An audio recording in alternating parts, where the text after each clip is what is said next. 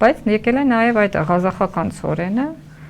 որի մասին մենք հիմա խոսում ենք եւ որը փաստորեն բլեֆ դուրս եկավ, որովհետեւ իշխանությունները գովերգում էին ցորենի պաշարները կհամալրվեն եւ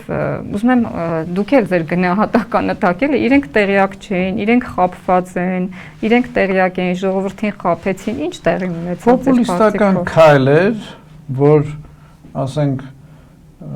նույնիսկ էկոնոմիկայի փոխնախարարը հասկանալով, որ դուրս է գալու, բացահայտվելու է, դուրս եկավ ուրիշ հայտարարություն արեց, հետո նախարարը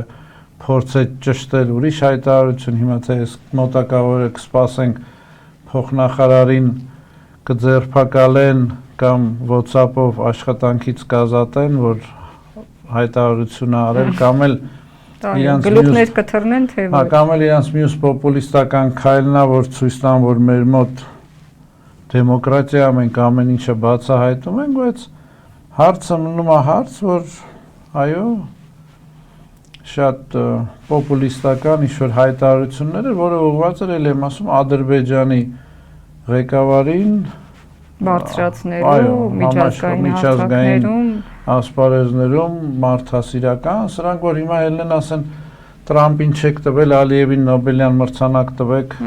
պետքա չզարմանանք։ Ճանապարհները ապաշրջափակել։ Այո, կարող են